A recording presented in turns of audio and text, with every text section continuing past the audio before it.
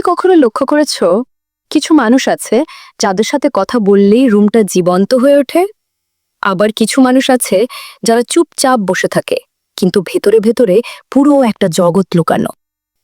আচ্ছা, তুমি কি রকম? তুমি কি কথা বলতে ভালোবাসো, নাকি চুপচাপ থাকতে শান্তি পাও, নাকি কখনো দুটোই? আজকে আমি কিছু লক্ষণ বলবো, যাতে তুমি বুঝতে পারো এই তিনটার মধ্যে কোনটা তুমি, এবং সেটা জানলে তোমার জীবন কিভাবে বদলাতে পারে। তার আগে বলো তো, পার্সোনালিটি মানে কি? পার্সোনালিটি মানে শুধু কথা বলা বা চুপ থাকা না।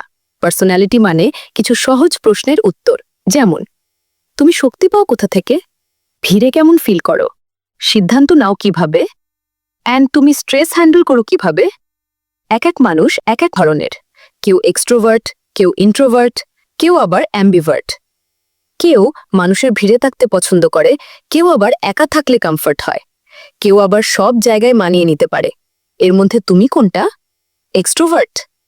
এক্সট্রোভার্ট হচ্ছে তারা যারা মানুষের সাথে থাকলে এনার্জি হয়, যারা কথা বলতে ভালোবাসে, যাদের সাইলেন্স আনকমফোর্টেবল লাগে। তারা সাধারণত social, expressive, fast decision maker, public স্পিকিংয়ে ভালো এবং লিডারশিপ নিতে ভয় পায় না। ধরো, একটা পার্টিতে ঢুকেই কেউ সবার সাথে কথা শুরু করে দিল। 5 মিনিটে 10 জনের সাথে পরিচয়, হাসি, গল্প, ছবি সব চলছে। এই মানুষটাই এক্সট্রোভার্ট, কিন্তু এটার একটা ডার্ক সাইডও রয়েছে। এক্সট্রোভার্ট মানে স্ট্রং না, এক্সট্রোভার্ট মানে কনফিডেন্টও না। অনেক এক্সট্রোভার্টরা ভেতরে ভেতরে খুব ইনসিকিউর হয়। তারা কথা বলে নিজের ভয় ঢাকার জন্য।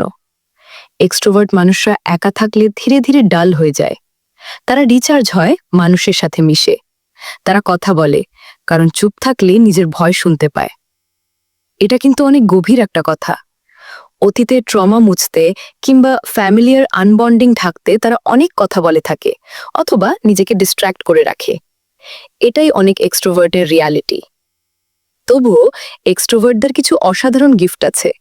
তারা মানুষ কানেক্ট করতে পারে, টিম বানাতে পারে, ইন্সপায়ার করতে পারে, লিডারশিপ নিতে পারে। তারা এনার্জি স্প্রেড করে। এই পৃথিবীতে অনেক বড় বড় মুভমেন্ট শুরু হয়েছে এক্সট্রোভার্ট মানুষ দিয়ে, কারণ তারা কথা বলতে ভয় পায় না। যদি তুমি এক্সট্রোভার্ট হও, তাহলে এই 5টা জিনিস মনে রেখো। 1. সবসময় কথা না বলে মাঝে মাঝে শোনো। 2.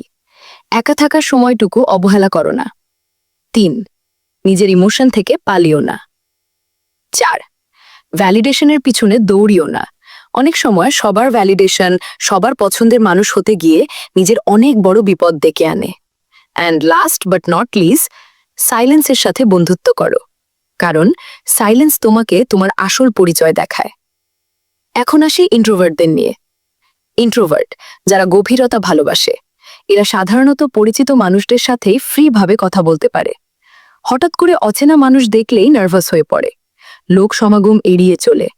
অনেকে তো ভয়ে কাঁপতে থাকে সবার সামনে কোনো কথা বলতে গেলে। এরা সাধারণত ডিপ থিঙ্কার, গুড লিসেনার এবং ক্রিয়েটিভ মাইন্ডের হয়।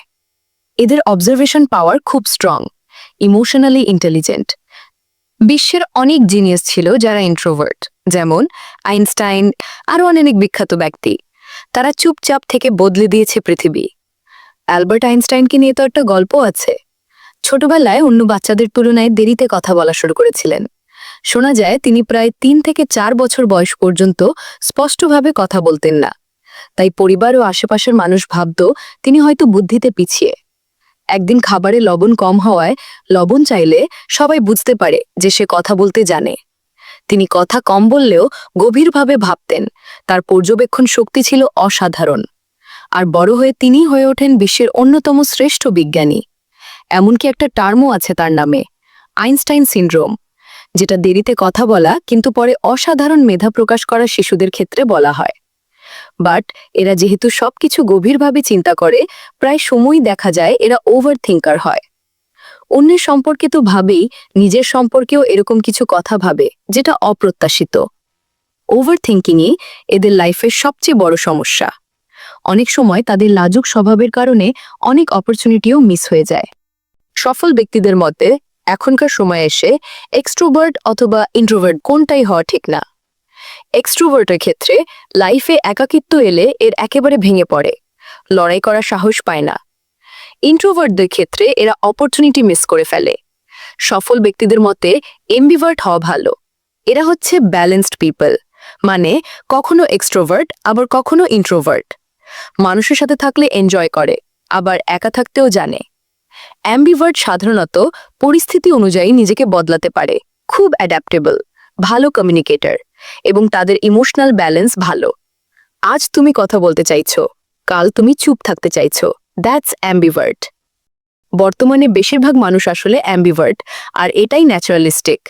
তবে সবচেয়ে বড় ভুল ধারণা হলো আমরা ভাবি এক্সট্রোভার্ট ভালো, ইন্ট্রোভার্ট খারাপ। ভুল, তিনটাই আলাদা শক্তি। সমস্যা শুরু হয় তখন যখন জোর করে ইন্ট্রোভার্টকে এক্সট্রোভার্ট বানাতে চাই বা এক্সট্রোভার্টকে কোয়াইট করতে চাই। একটা মাছকে যদি গাছে উঠতে বলো, সে সারা জীবন ভাববে সে ব্যর্থ।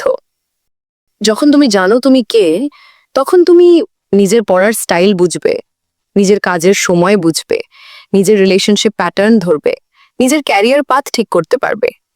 ইন্ট্রোভার্ট হলে তুমি কোয়াইট এনভায়রনমেন্টে কাজ করো, বাট মিনিমাম কমিউনিকেশন স্কিলটা ডেভেলপ করো। মিনিমাম কমিউনিকেশন স্কিল মানে হলো নিজের কথা পরিষ্কারভাবে বলা, অন্যের কথা মন দিয়ে শোনা এবং সম্মান রেখে কথা বলা। এটা বেসিক কোয়ালিটি। কম বেশি সবার এটা আয়ত্ত করা উচিত। কিছু ইউটিউব চ্যানেল আছে কমিউনিকেশন স্কিল গ্রো করার জন্য, যেমন Ted Tux, big think, charisma on command ইত্যাদি। প্র্যাকটিস করতে পারো।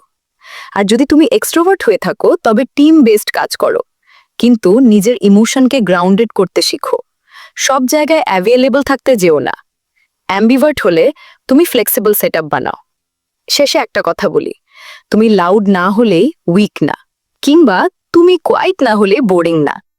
তুমি যেভাবে আছো সেটাই যথেষ্ট, সেটাই তোমার সুপার পাওয়ার। আগে নিজেকে বুঝো, কারণ যেদিন তুমি নিজেকে বুঝবে সেদিন থেকেই তোমার আসল গ্রোথ শুরু হবে।